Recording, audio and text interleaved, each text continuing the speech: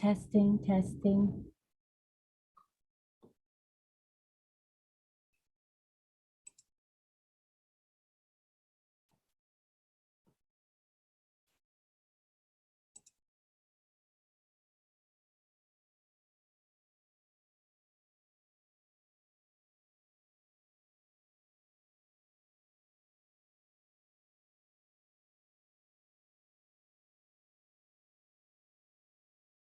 You're live.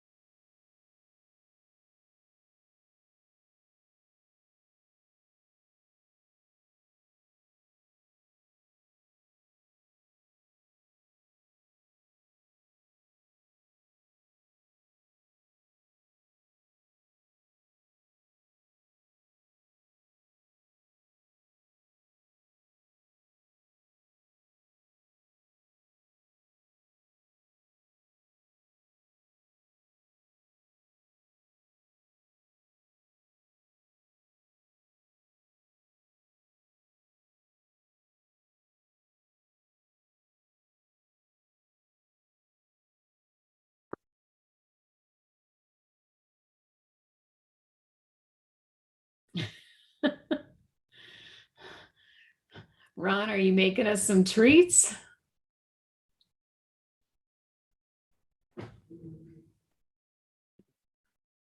You didn't recognize me? I did. Are you Paul Hollywood, or what's his name? Hollywood something? Yeah, Paul Isn't- Hollywood. He's quite the baker, so you should be making us some treats, hey? Well, I do make bread, and his forte is bread. Very good. Have you ever watched the Great British Baking Show? I love that. Oh It's- my gosh. Best reality show of all. It's incredible. I mean, I don't know how much prep time those people are given, but the amount, the creativity, and then just like when they do the basics, I like when they learn, like, hey, you're going to make a loaf of white bread. They're like, I've never done this before. And you think, wow, I think it is. It's one of those entertaining, and the diversity of people that are participate and different levels and skills, incredible. And they treat each other nicely. They do, even Which though is they're what- competitive. Yeah, I really enjoy that part of it. They're nice to each other. Hi, Ron. Hi, Lucy. Hi, Bob. I'm down to my iPad. I think my laptop I think has an issue. Can't get into the internet at all. I Oh, think wow. it's just old and needs to be replaced, is my opinion. That's an issue. I hate Yeah. those. Yeah, I mean, I know it's the most challenging. You know, you can't live with them. You can't live without them. Hello, everyone. This is Angie. Hi, Angie. Hello. Hi, Angie. Don't feel bad. I'm having problems with mine today, too. It's a good thing I started early to realize under my regular AOL, I could not get in at all on any of my emails or anything.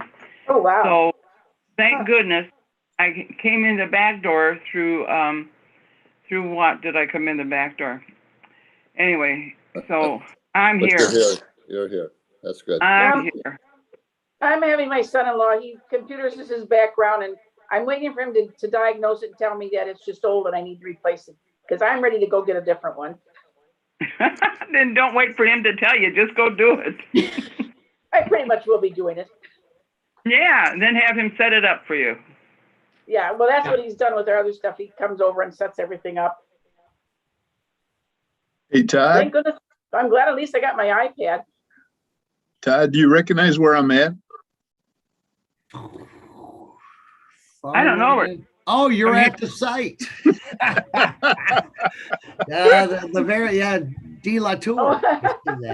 Yes. I thought I'd visited firsthand. It's a pretty good Yeah. picture you got of it, though. Yes. And we can That's talk right. more about, we'll talk more about that picture. So, Yes, right. yes. Well, Pat's not coming. She's in transit from North Carolina. Oh, Let me see here. Let me get- we're all here. With the So everybody exception of else that we need is here. So why don't we get started with the policy committee meeting for October 13th. I need approval of the agenda. So So moved. Second. Any corrections or changes? All right, all those in favor? Aye. Opposed? All right. Now for where I'm standing in the middle of this swamp, we have a variance request from the owner of 13972 De La Tour Drive. I don't see him out here. I've been looking, but Todd, it's all yours. All righty. Thank you. Actually, this was on the docket for the policy committee last month. Tom Jennings is the actual builder. And what the variance request is for financial hardship in your packet, you'll see some bids there and stuff like that. But the variance itself that he's proposing was to install a septic system when public sewers within 300 feet to the nearest property line. And the variance recommendation that myself put together and staff, as you can see the background on it, that I put ours and the states. And the reason why is if anybody looked up on the county ordinances, they still haven't changed it. Ours says within 200 to the nearest property line, but the state is 300 feet, which ours is. We adopted the state code a few years back, but for some reason it's still on the county ordinance webpage. It still says 200 feet to the nearest property line where public sewer is considered feasible to connect. Now, so in my understanding, what I do know that sewer is within 200 feet. It's fairly close. But looking at the bids, you're showing the financial hardship. I think one was $105,000 and the other one was $145,000, if I recall. Per gram. Yeah, Yeah. One was from Pearson and the other one was from Area Mechanical. So we can go through what my statements were. The statement of the issue is, again, the first bullet, it is within 200 feet to the property line. The Winnebago County Health Department did receive notification from the city of South Florida, recommended the installation of private sewage system. It's attached. You'll see that they have no issues them to install a septic system. The bids for connection are there. And suggested that for financial hardship, that's one of the requirements under the variance for the code, that you got to have two plumbing bids. And that's what it shows, $105,000, $145,000.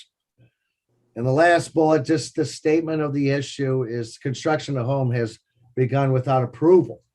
Now, that's concerning for future. And I'm glad we're all on here, and maybe we'll need to address this and do a code, put this in the code. I was alerted by this last month that they were moving forward. I told the building department that it was not advisable because of the soils. Now, we had soil borings done on the property. The soils were good, but we did not have approval for the septic system because it was within 300 feet to the nearest sewer line. I said, you cannot move forward until it goes through the Board of Health. Obviously, the building department did issue it, which is unfounded. I've never had that in my 25 years here. Just to be transparent, I found out there was maybe a conflict of interest, and they handed out the building permit. Is this and this is City of South Beloit? Is the No, building? this would be the county building department. So, and where was the conflict of interest, Todd? The building official for the county and is related to the builder, brother-in-law. This is new information. Yeah, and this is what I basically said. I didn't think he was going to go through. I advised him, please do not, understanding I do not have the authority and it's not in a code. I said, please do not move forward. It's best practices. Well, this is what we've done since the lifetime I've been here. I was told that they were going to talk to the builder. Next thing you know, when the variance was just paid recently, or we processed it on the 5th, we had the inspector go out there and that's where the pictures were taken. I was shocked. Truly shocked that they did.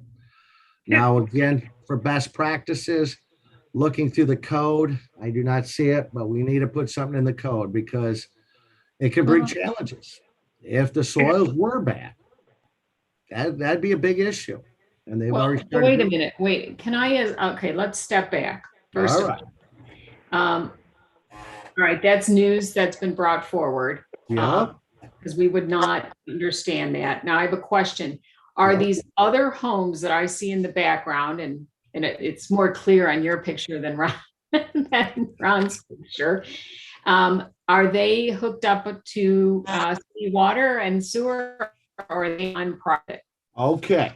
Half the subdivision is on sewer and the other half isn't. So they're older plats. Can I see, do we have a picture of where they are in Winchester? I want to see what those look like. The property adjacent to. Across the street here, I would have. Well, yeah, I mean, that's,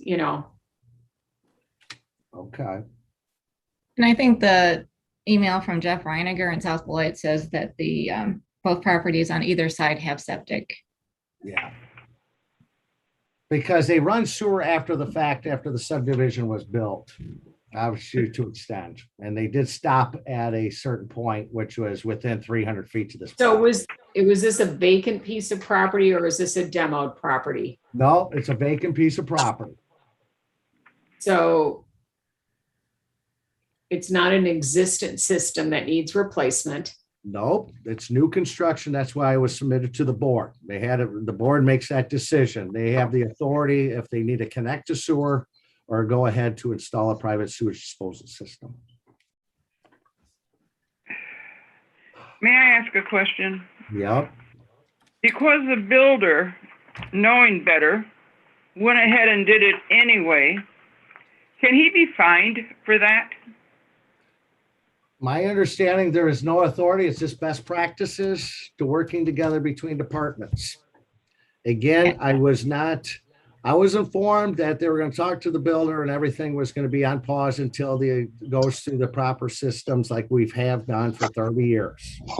And all of a sudden, late last week or whatever, it was pictures were taken. Obviously, you can see the foundation was poured. Well, here's a question I have for you. What is the lot size on that? And how long have those other two been in existence with their septic fields? Years, 20 plus. Yeah. Let me see what the address is. Where's that? That's an older subdivision. Yeah, it's an older subdivision. I wonder why. Obviously, somebody held on to this. The actual owner or the builder has held on to it. It is a good sized piece of property. It is actually acres. Here, let me see here. Can you bring up the WinGIS for the property plat? I would have to print it and then scan it in to my own, right? I would have. No, you can do present. Okay, go through. Yes, you're right. Share screen. Let me see. And while Todd is doing that, to sort of answer Angie's question, our ordinances don't require that they have a septic permit before they move forward, before they issue the building permits. I don't know that there'd be anything to go after the builder for. But it may be a good idea to put that in as a requirement. Absolutely. Recommend it to the county board that they put that in as a requirement moving forward. This has happened before at different sections, and we try to eliminate a lot of this when we did the 2030 plan on where septics and where had to be and where sewer had to be, water and sewer. Both departments, not only does the health department have to do it, we have to do it downtown in our building department, and we need to start doing fines to the builders who go ahead and do this. Even the homeowners who decide to build their own garage in the right of way. We need policy in both places because it's a habit. They figure we're not going to care anyway, so let's just go ahead and do it. I think this, my concern is, Todd, on the authority on this. I mean, it just feels like that there's a disregard for any approval process.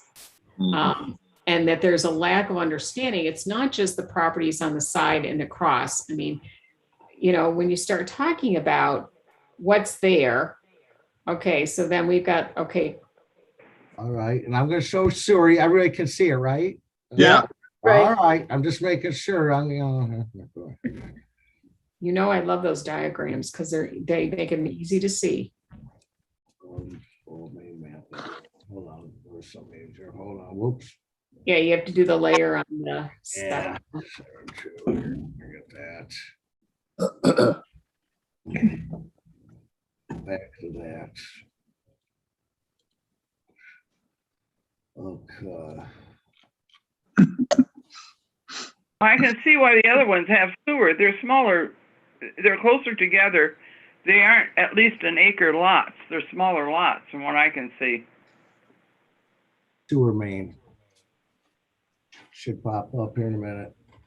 There's the brown line. You see the brown line? Yeah. Yeah. All right, that's where sewer is at. It's less than actually 200 feet if you measure it and all that through the scale. It's a lot less, but it is an empty lot. Obviously, the houses to the south are on septic systems. And it's actually stated on the city of South Beloit that the adjacent homes are on septic systems too. It's an older lot, older subdivision. So the major cost, the reason this is so expensive is they gotta come down the road further and then over to the property? That is correct. As you can see, Graham put something together, what is needed on that Graham. That's kind of the sewer inquiry, what is expected out of them to run that sewer. And yes, they're digging up the road. They got to put up manholes. Obviously, they got to repave it and all that kind of stuff. And that's where it comes out. They only estimated at $88,000, but obviously with the licensed plumbers, it was a lot more. Yeah, that seemed to be, I got to be honest with you, there seemed to be, how do I say it, a very wide swing. Yes. In this. Yeah. Now, here's the other thing. I've always suggested that they force main it up to the main. You know, they don't have to run that main. They could actually have a sewage injector pump it to that main until sewer runs down there for the other homes. Put a contingency on that. Those injectors are expensive too, though, are they not? I'm sorry, but I didn't hear. Those injectors, they're pretty expensive. Well, they are, but it's a lot cheaper. I mean, we're just talking of probably a few $1,000s that you drop in and everything goes to that injector and you shoot it up with a 2-inch force up to the main. And what is the proposed, we've gone through similar debates on this. What is the, do we have an estimated value on the property itself and the estimated value on the structure? Okay, I do not have that. I know the property value is low because it's a vacant lot. No, other houses though around it, what's the value of those homes? Like the ones on the other side, you know, like. I have to go to a whole nother map here. Okay, now let me show you. I'll find out. I'll have to come out of this.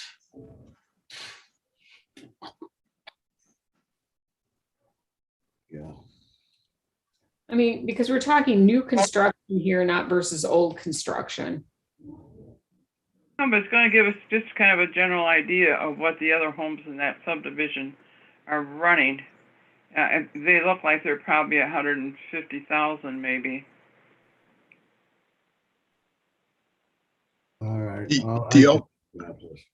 The alternative you were talking about, Todd, and I don't want to stop you from trying to do what you're doing, but the injector alternative was never considered by these bidders, right? So no, now the sewer, okay, the sewer district might not like that. Obviously, my wheel is spinning, so I got to go to a whole nother database here to get the value of it. But yes, I think Angie is correct here. I'll get. Usually with the injector's done on a property when it's below grade or up, and they have to shoot the sewage up to the street level. Or even if it is in a home where they put a bathroom in the basement and it's on septic, they have to have an injector to bring it up to the level to push it out. So. Oh, yeah. Okay, here it's come back up. Share, you'll see it now. I think you'll see the value is $27,000 for that one, just the empty lot. We can go back. Let me click on another home. Right, is that just the assessed value though? Is that the assessed value, 27,000? Yep, was $27,000. That's 1/3 of fair market value estimate then.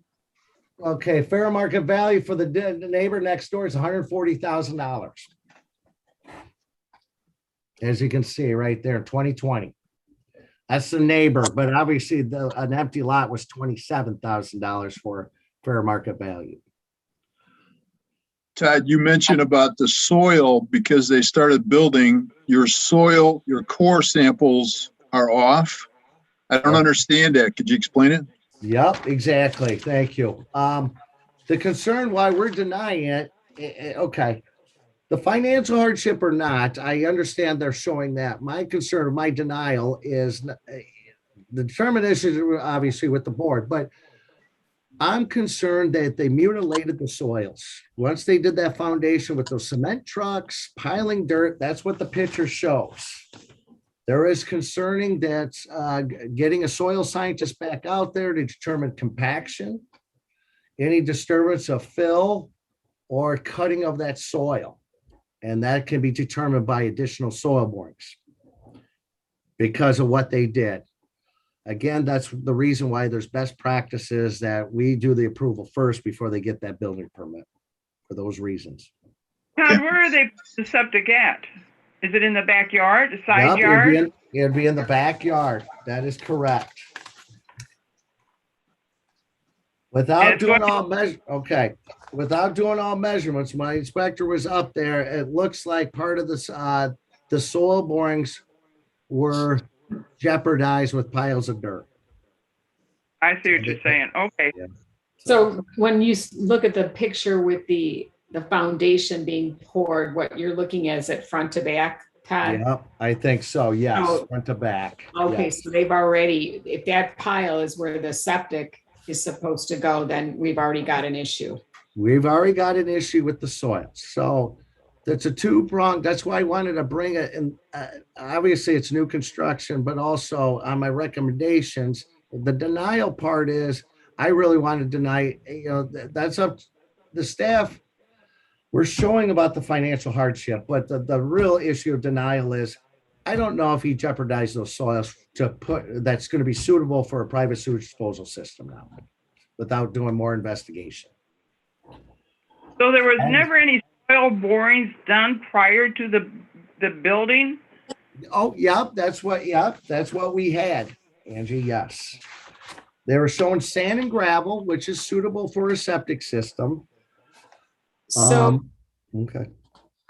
okay, so you had that before they started the construction. That is correct. And those were, as far as you understood, that they were appropriate for installation of a septic. That is correct. They were done in 2004. So we've already had the soil borings, but we had no bids. And from my understanding, talking with the builder just didn't want to go through the process. He didn't want to get bids. He didn't want to do any of that. And he was frustrated. What is the likelihood from 2004 to 2021? So that's 17 years that could change. It could with the change if there was fill put onto the property, if it was cut or anything like that. The determination from my inspector didn't look like anything was done. It wasn't jeopardized until that foundation was put in, because the lay of the land, the topo of the neighborhood could tell there was no additional fill at that.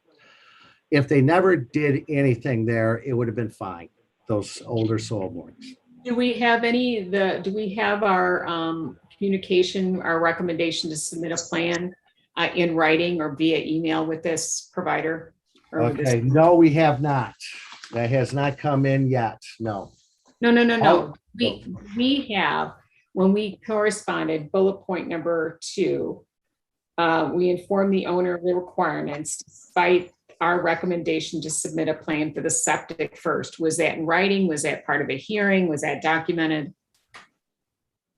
Oh, that was just verbally talked about with the building department. It was all about what the building department, what the best practices are.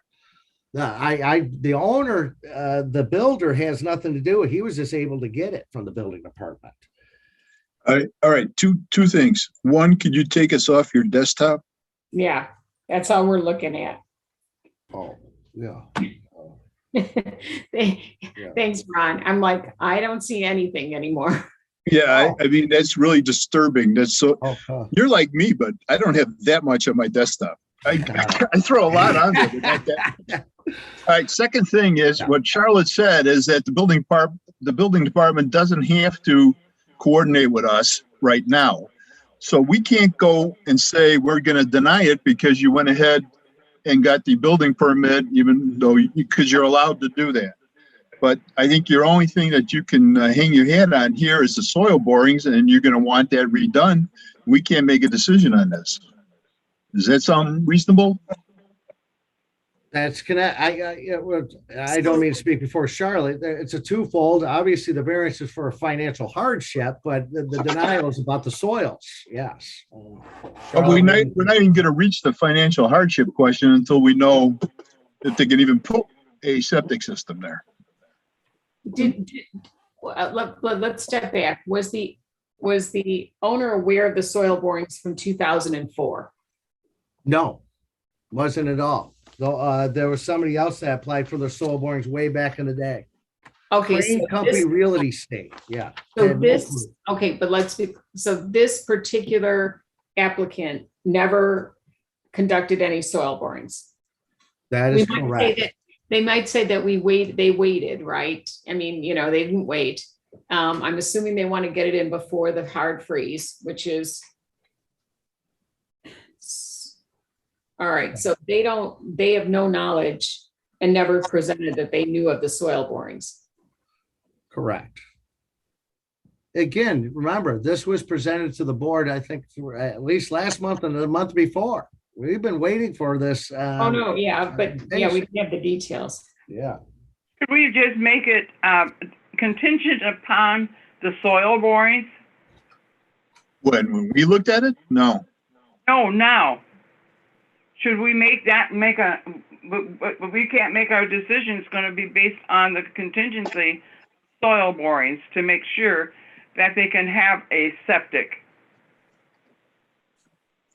I don't think it's contingent. We need that information before we even decide. But our decision is going to be contingent upon the soil borings. Our decision is contingent upon the soil borings and whether we consider this a financial hardship.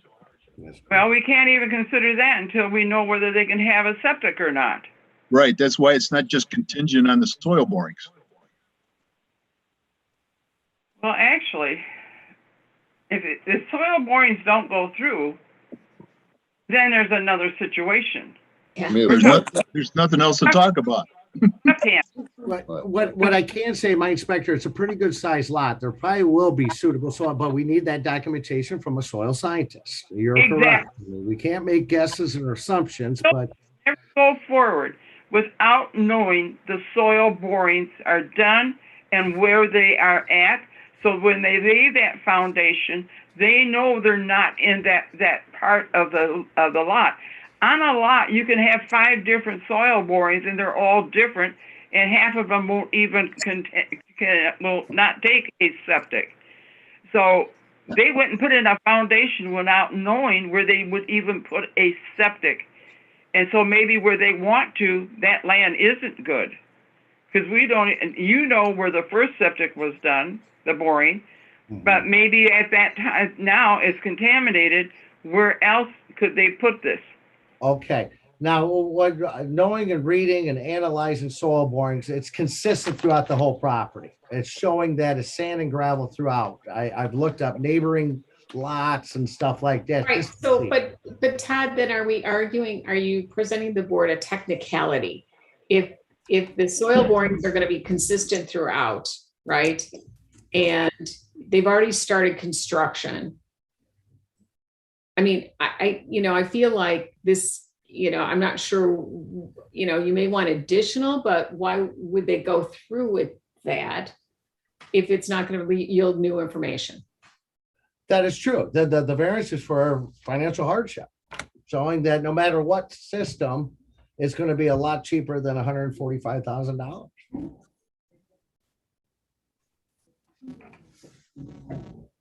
So we don't need the soil borings? Well, again, if Todd said they're consistent on this property, consistent throughout that region, we could say that based on past history, I mean, you might want to put that they would get them, and that as long as there was no, they could proceed, because, the challenge here is we're on a technicality. They did not submit prior to, right? you're telling us that it may not be any different than the time before. The likelihood is, since it's sand and gravel throughout and there's no change in the topography, and the inspector has gone out and said nothing there except the pile of dirt, behind where the bulldozer was. But that's not where your issue is, because it's still going to be, when they put that septic in, it's going to be sand and gravel where they're placing it. That is correct, Dr. Martell. It is going to be consistent. It's going to be sand and gravel. So we know that. I don't think it's, again, there's space for it and stuff like that. It will be consistent. It's again, it's a technicality of what they did. I know that there has to be further research, but it's all about financial hardship. Yeah. But yeah, because it looks like at least the Norup trenching, which is the estimate for the actual septic, indicates that they are not going to go forward without approval of the application. That is correct. So they're the ones who provided the bid for how was $6,800. Yeah. Relative to the $105,000 to $140,000 to sewer. Well, okay, now I'm getting a better handle on this, but would it assuage you, Todd, if we make sure we clean up our policies so that we don't run into this again? I'm glad we're talking about, but definitely we have to. I was Right, shocked so that that's- this even happened. Again, the conversation I had, I didn't think it was going to go forward until inspector went up there last week. And I think, probably not only do we have to change the code on this, there have to be penalties involved when there's violation. I feel like, again, we have a technicality here that's really just, how do I say it? It's not substantial to the argument in terms of installation. I mean, obviously the septic installer is the one that's going to be left hanging if we don't give something here. But I mean, if we're, we need to set those forth and what the procedures are. But I have concerns that, and plus we have to have documentation in some way, shape, or form that we communicated in writing that the builder understood that they were not to proceed without the appropriate approvals. I know a verbal conversation, like. I agree. It's really to the building department. They're the ones who actually, the builder knew he couldn't get a permit, but he knew somebody inside and But again, if they don't have to have a permit, right, to proceed with building, right? That's not part of our code. Oh, no. Okay. Yes. All we do is send over an approval. There's no permit involved. We just approve their site plan and all that meets the size of the septic system for the soils. So is That's it all we do. There's no permit involved. Is there a procedural in Charlotte more than a policy in terms of the ordinance? You know what I'm saying? So this is a procedural. We approve the site for the septic system. We send that over to the building department who actually issues the permit. So in this case, building issued the permit. Yes, building issued the permit, which is frustrating when I don't have the authority over them issuing that permit. And that's frustrating. I didn't think it was going to go forward after talking with them, but obviously I didn't realize the connection there. And last week, after the agenda went out and everything went out, that the builder already got this building permit. I was shocked. This is something different too, because of that foundation. When you're using sewer, the pipes come in the front of the building, so that means the foundation would have access, the piping would have access to the foundation. If a septic is going to go in, the access is on the back side of the basement into that foundation. Am I correct? That is correct. They won't put that hole in until at a later date, whatever direction they go. Right now, it has not been put in or anything like that, front or back.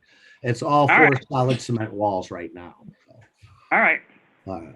All right, so we're back to the original question. Do we want to give them a variance based on financial hardship? What say the committee? I say, how much is it going to cost them to put in the septic? $6,800. $6,800. Yep, So they're about- $6,800. Okay. And then the plumber has to come in and do the rest. Well, yeah, that's all inside, but the hooking up to sewers between $105,000 to $145,000. Said something about the plumber too. That this plumber would be what? Talking about water installed, the main. That was 20,000 just about. So Oh yeah, that was part of the bid. Yes. So they have water out there already. We're not having septic and well on the same property, correct? No, I from my understanding is, well, the variance has nothing to do with water at all. Absolutely, no, nothing. It's all about septic or sewer. That's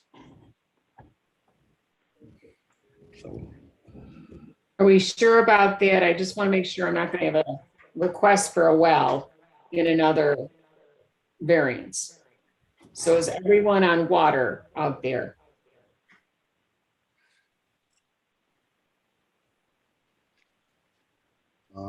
Let me see. South Beloit does not probably provide that information on Windjus. Hold on, let me see.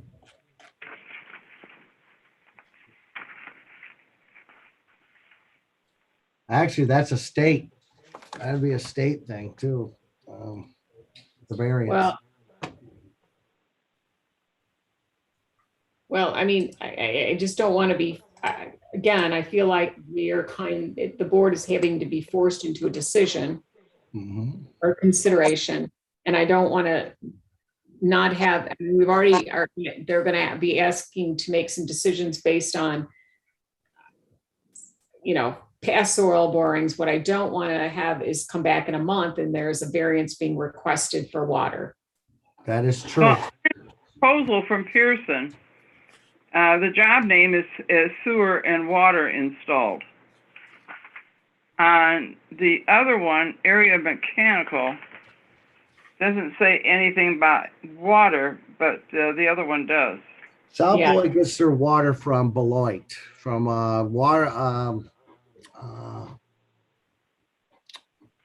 Allied Water, I think that's what it's called. They are not part of Windjus or anything like that, or South Beloit. They're an independent company that runs water for that whole region. I do not have maps on that. I would have to call them directly. On the Pearson proposal, on their scope of supply, it says water installed. Then there'd be public water. You're right. They'd be asking for that then too.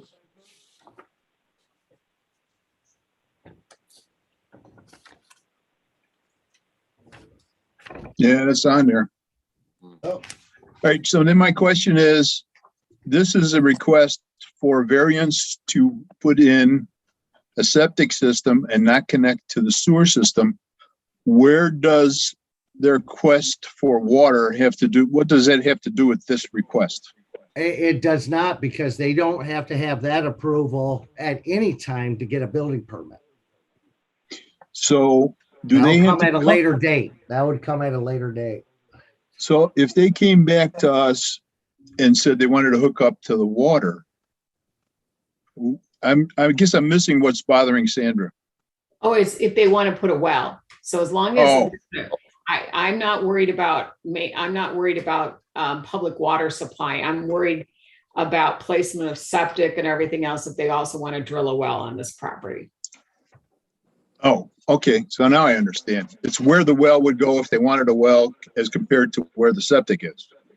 That is correct. And let me see. Okay. Here. Again, as I read the Pearson proposal, it indicates to me that they're tied to a water line somewhere, not a well.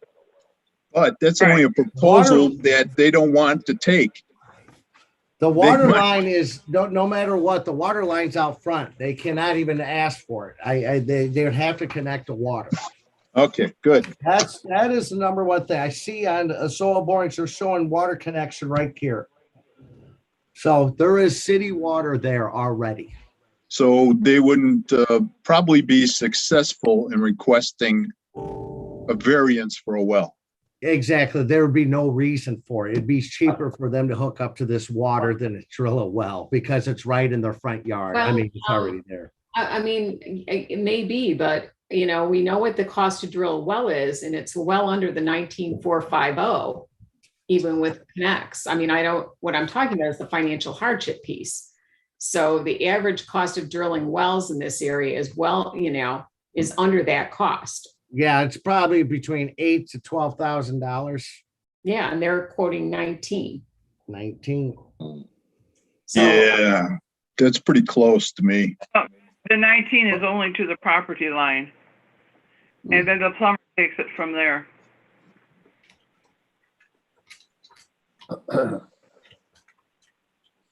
That's something that they'd have to request. I understand what you're saying. They did not apply for that.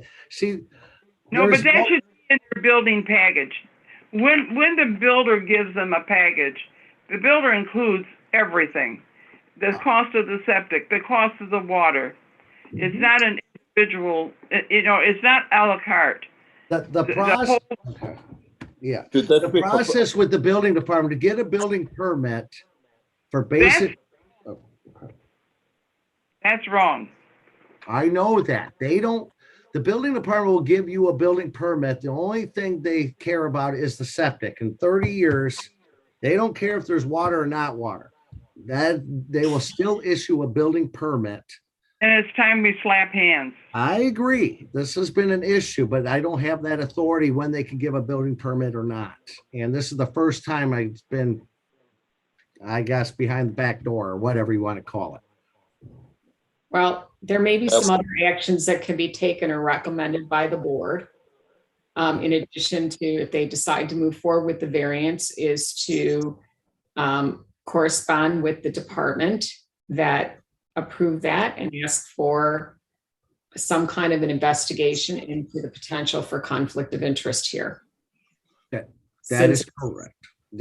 Again, the conversation I had with them previously, I did not, it was going to go forward. And then last week I was astonished. I truly was. Okay, so that notwithstanding that, we're still back to the original question. And that should be done. We should change the procedure if we can to avoid this in the future. And we should pass on this information for a potential investigation to see if there was something that shouldn't have taken place. But we get right back to it. We have a request for a variance based on financial hardship for this lot. And what does the committee think? This is the one time I like being the chair. You just sit here and wait for you guys to decide what you want to do. I'm not in favor of authorizing Oh. the financial hardship. Lucy? I still don't know why people go into something without having this stuff checked out ahead of time. No, I agree. He's building a 2-bedroom home. On the one thing it said 2-bedroom home. So it can't be a very big house. Oh, they sure can, because a lot of times they're taken off of a floor plan that could possibly even be a 3 or a 4-bedroom home. Okay. They have these huge suites. Yeah. Angie, you're right. That's we are worried about that 2-bedroom for new construction. That just seems a little weird. I agree. Well, they do that though. I've seen that happen. They'll take a regular floor plan and then they'll leave the wall out between maybe the 2nd and the 3rd bedroom to have one great big huge suite. So we don't know. The people that we're dealing with might just be a single person, or it could be just a couple, and they'll use the other room for an office or something. So those are things we don't know up front, but I've seen that done many times. Anytime a 2-bedroom for new construction comes up, it throws a red flag to us. That's almost unheard of. And, Remember, we're a not- septic is, We're not addressing Ron's question. no. Now, then Okay. I've got a further question for Charlotte. Charlotte, what is a reasonable reason to turn this request down? Because I haven't heard any reason here that sounds legitimate in all this discussion so far, except that we say $105,000 is reasonable compared to $6,000. Is there something else? Yeah, I mean, if you determine that's not financial hardship, I guess that would be the basis. But that would be a tough argument to make, I think. I think so too. And what else do we have to sit, hang our head on here? I don't see anything. There isn't. Like I said, what the staff recommendation was more regarding, I guess, this policy procedure thing. But staff recommendation would say on there, yes, there's a big difference between $6,000 to $105,000. Yes, that's a big difference. Okay, so we can be upset with everything we've talked about and how things were done and what the people did. But to get down to what we are being asked, we cannot say, no, we don't want to do that because we're upset. Or we don't want to do that because you didn't get a hold of us first. So I don't see how it's up to the committee, and I haven't heard a motion yet, but how is it not a financial hardship to go from 6,000 generally 6,000 to 105,000? I agree, Ron. Yeah, I don't think that, maybe this is a learning curve for us, and we know that what needs to be done in the future to kind of slap the hands of the contractors that allow stuff like this to go through. Mm-hmm. And right now, I know Steve Lidville is having heartburn. He doesn't know why, but he's having heartburn. And a headache that won't stop. Yes, he just knows something's going on, and he doesn't know what it is, but he wouldn't be happy. So what's your pleasure? Well, I guess I'll make a motion that we approve the variance, at least for purposes of further discussion. Is there a second? I'll second. Okay. Further discussion. We've had I 44 figured we minutes needed of to- discussion. Hope Well, we not. never made the motion earlier, so I was just doing that as an afterthought. That's okay. Is there anything we need to add to the variance approval? Charlotte, do you think of anything? We don't need anything else to. No, if it's only based on financial hardship, that's the determination that you're making. Now it's up to Todd's group whether they think the soil borings are sufficient to issue the approval. Yep, the septic contractor would have to submit that drawing to ensure that he is not in any impacted area and all of that. Okay, so that could take place after we approve or disapprove the request. Okay. That is correct. All right, any other discussion? All right, the motion on the floor is to approve the request for a variance for 13972 Delatour Drive in, was it South Beloit? South Yep. Beloit? Yeah, South Yes. Beloit. As you can see, it's right behind me. So Mhm. all those in favor? Aye. Aye. Opposed? All right. There was a torturous event of trying to get to that variance request. Now we have something I hope easier. Compensation policy discussion. Oh my goodness. It's only a discussion, right? We're not passing this? Correct. Okay, that's good because I really want Pat's input after looking at this, and she's not here. I would really want her input on this before. No, absolutely. And Yeah.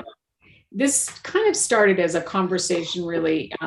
One of the areas I think that both environmental and some of our other departments, and what we call the inspector level look, is while we may be valuing employees to come on board at the appropriate salary when they start with us based on experience, credentials, the challenge is that we are not accelerating their salaries sufficiently to retain them. And so kind of taking a look at, so let's say you work here for 2 years. And at that point, you're getting your, what we would call your cost. At that point, you're getting your cost of living adjustments and you're getting the longevity, but it doesn't kick in enough. So then at that point, individuals can go out to the market and be hired in at higher salaries at other locations based on their experience. So, I started to take a look at, and Charlie can chime in at some point to look at how could we, take a look at the retention piece of it. So what you've got in the packet is kind of just several documents that really kind of I'm going to bring up my packet on the side here, is just a little bit about the proposals.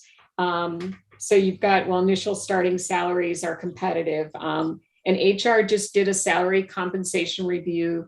Again, to take a look at Todd Marshall's group of the inspector ones at environmental, and Todd Kisner, who also has inspectors.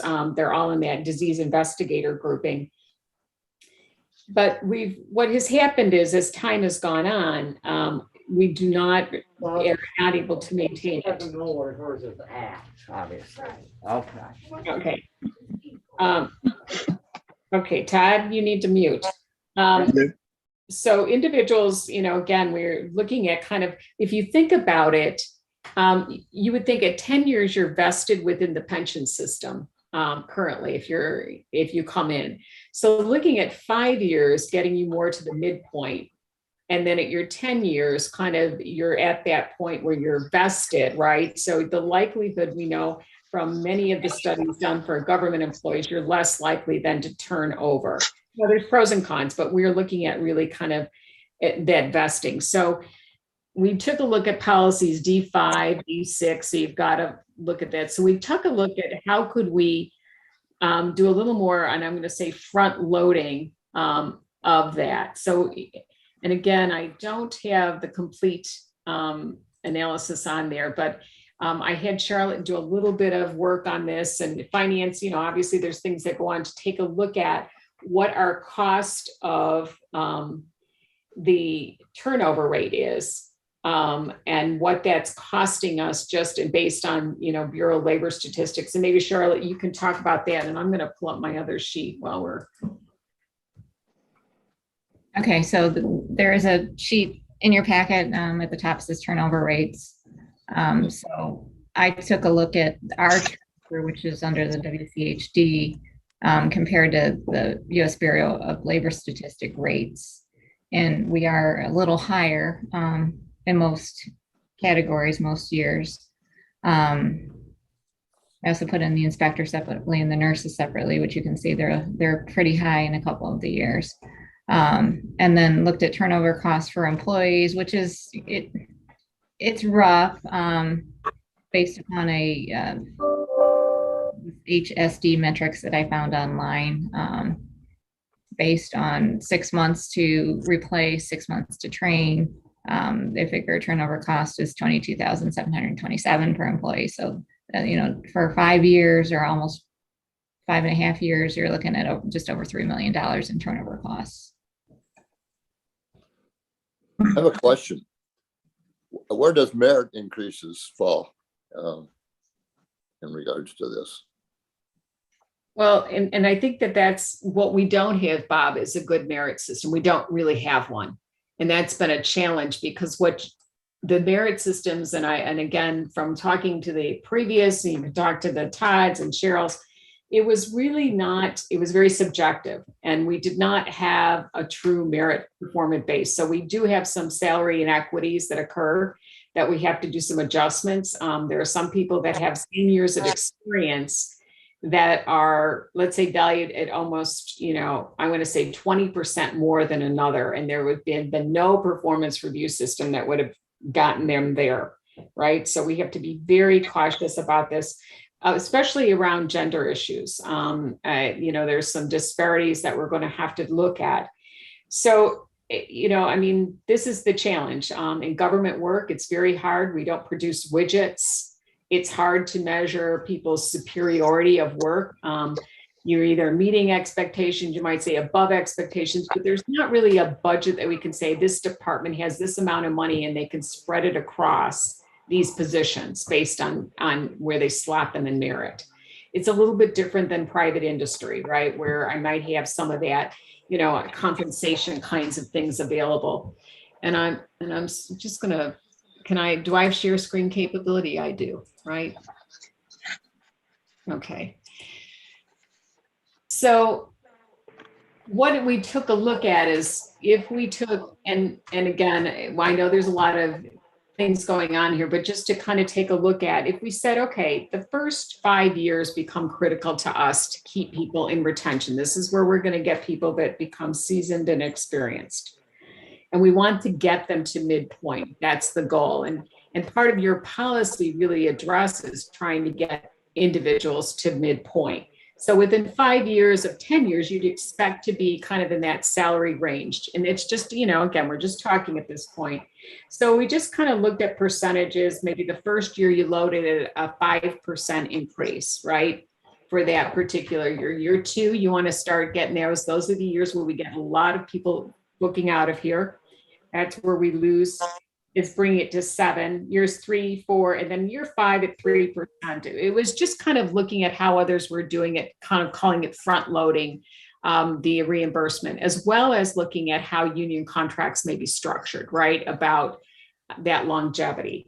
And so these were the different grades, and it just kind of gives you an idea of what that would look like. Now, remind you, we do have to get to by 2023, we have to get to our minimum wage of the $15, right? So we're already going to have to work through that. So we're working in that as well. So this took a look at all the different grades up to through year 5 and trying to get everyone to midpoint, which is why you were included that kind of midpoint scale, which is in the packet. That's the one that's the current salary that shows. That's page, Charlotte, I don't know if you can bring up there, tell them what page that is. It's page 15 of the packet. 14, 15. So then taking a look at then, bringing people up. Now, in your current compensation program, you're giving like dollar amounts, not percentage points. So you're giving quarters and 50 cents and things like that. So then kind of building back on that, year 7 a quarter, year 8 a quarter, year 9, you start bringing them back up, and you can switch those. But the idea being that you want to get people up to that year 10, right? Because then they're vested with the county. At that point, they're really kind of becoming a person that you're going to build for other things within the system. So, the other longevity kinds of just recognition pieces as you get through the 5-year, increments. So this was just kind of to look at starting to have that conversation, had talked to HR about this because I'm concerned about our high turnover rate in some of our entry-level positions, because basically it's like a revolving door. They leave us and go to another county where they're valued higher. And while our starting salaries are extremely competitive, it's our retention that we're losing people on that piece for.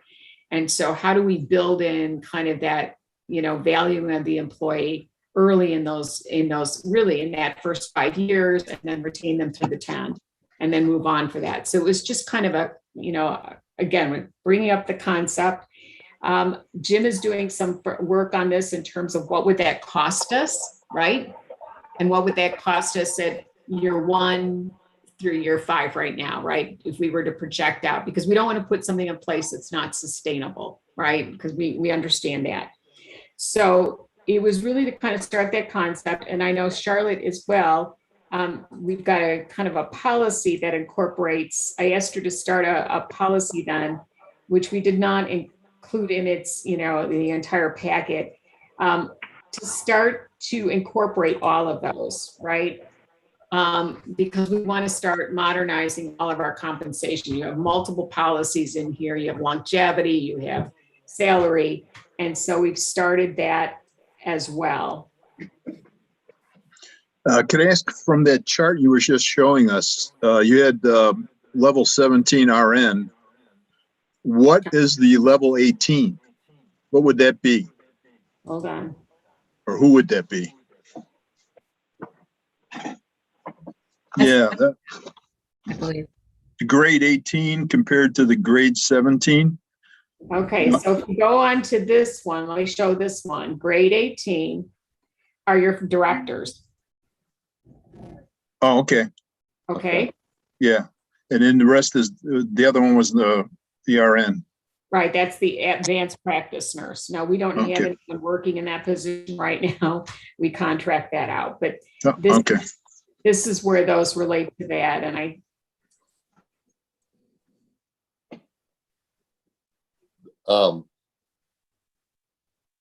Are you, This is kind of a different compensation package than what I'm used to in a non-union industry. Whereas people are looked at more individually, and it appears to me that we're looking, as an example, if you were to hire 2 or 3 people at the same time, they'd all get the same rate. They'd all get the same increase at the same time, whether one is so much better than the other or not.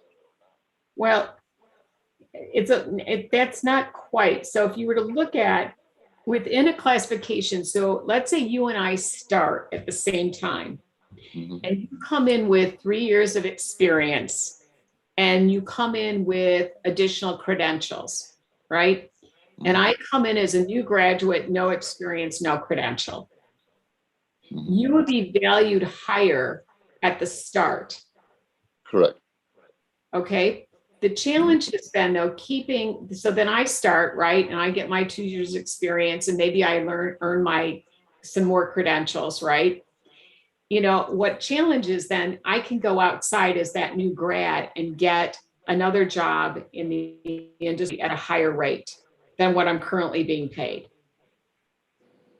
So while we're competitive and we weight people appropriately when they start, Mr. McCreeve, what happens is we don't do well as they move along, right? Because we don't have a good merit-based system where we can say you had this amount of dollars this year.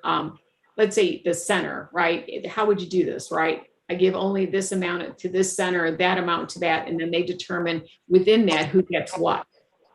And I think that that's the challenge. So it's, you are valued, you know, if you're meeting expectations, right? Performing your jobs as assigned. Now, some jobs, obviously, like for instance, within environmental, if you get your LEHP, you are advanced from an inspector 1 to an inspector 2, right? Because you've got a different credential level that allows you to advance.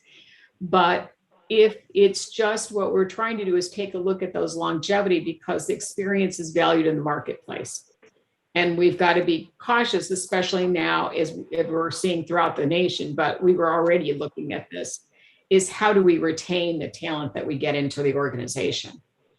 And is not very much opportunity, how do I say it politely, for advancement. We don't have, you know, most organizations now are flat, so you don't have promotional opportunities. So you really want to give people recognition for the work that they're doing. I mean, and again, we're not producing widgets, so that's a challenge. But this was a way to look at how are we compensating our employees within a classification. So they come in at different levels based on their starting credentials. But what we want to do is that if you're a person that starts in that rung, you want to, and we want to make sure you get valued early in that area so that at 5 years or at 2 years, you're not turning over, because the cost for us is almost $250,000 every year. Yeah, I understand. Are merit increases given only at the annual performance review? Well, I want to come back. They're not merit increases. So everyone gets their cost of living adjustment at the same time every year. Okay. Then based on your anniversary date is when you get your longevity steps. Right? So it's not, so let's go back and I'm going to make sure I got the packet. Somehow. So if you look at longevity years of service, it's page 18 of the packet. You start, so if you've been here and we had COLAs, you would have gotten your COLA for year 1, right? Your COLA for year 2, but you don't get a pay increase for longevity until you're here 2.5 years and you get a quarter an hour. Okay. And that's why we're losing. Yeah.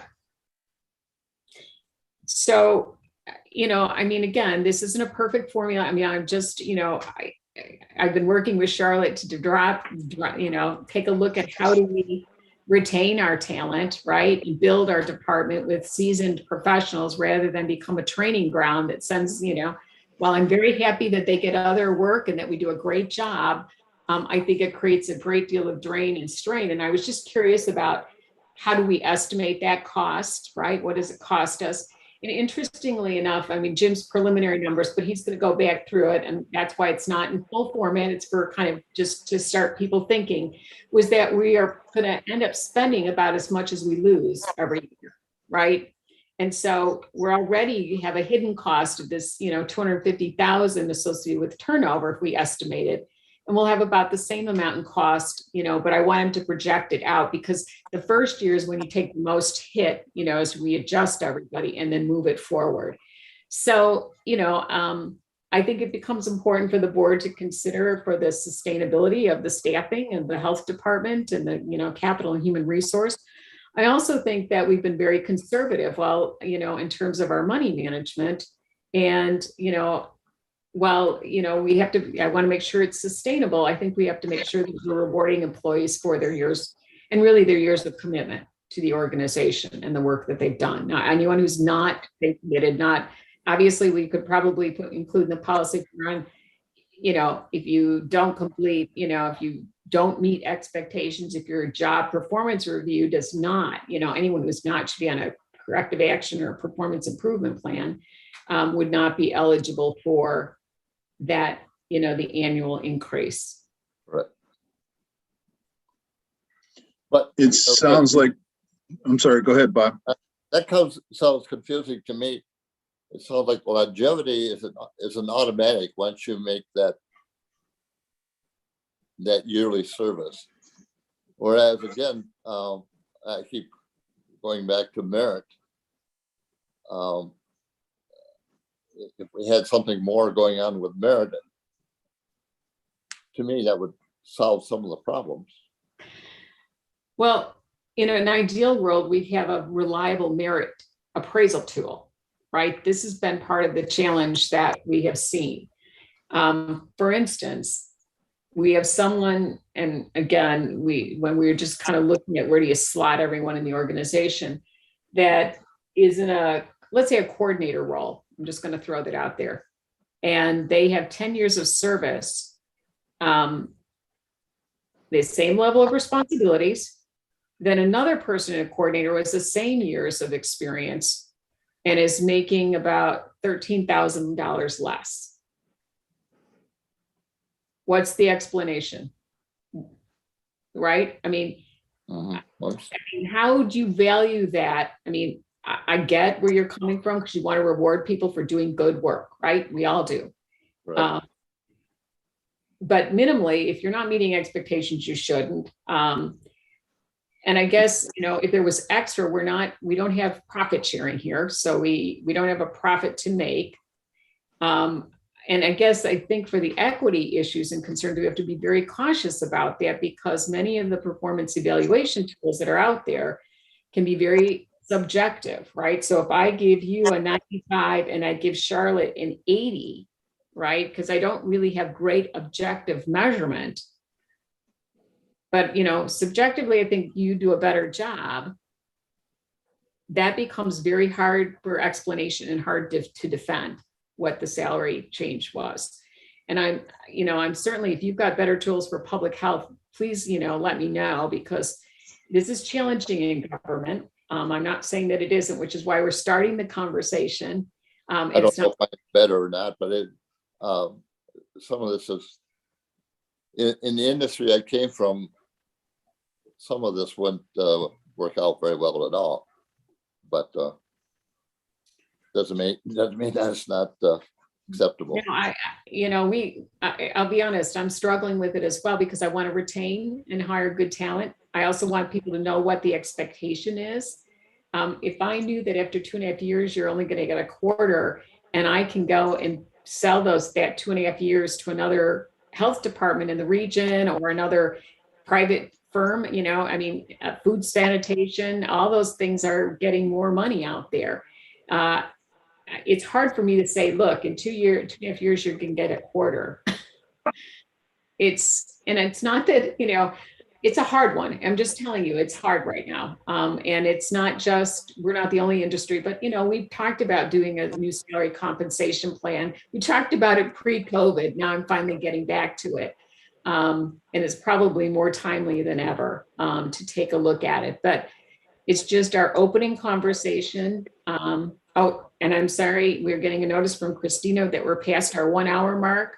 And Well, so perhaps. it's tap dancing for the finance committee. So there we go. All right. Well, perhaps. Christina's hanging out with the finance committee too much. All right. I anticipate that we're going to bring this up at the Board of Health on Tuesday. This is going to be a lengthy discussion again. I don't think it needs to be brought up for consideration, Ron. It's just, again, I think the policy committee is going to continue to look at this, bring it up again. And again, you can say we've begun and started our conversation and discussion. It was really kind of to broach the topic. Okay, good. And I think And the merit program myself. Perhaps that would answer some of my other questions. I agree with Sandra. A merit program in a government setting is very, very hard. Having spent my entire career in the government, it is fraught with danger, and it's really hard to do. Let's move on to vaccination policy revision. I'm guessing this is Charlotte. This is an easy one too. Yeah, this looked like it was an easy one. When I saw it, I panicked until I saw the red changes. Charlotte, is it yours? Sure. Yeah. I mean, probably we should have addressed this the first time around, but you can't catch everything.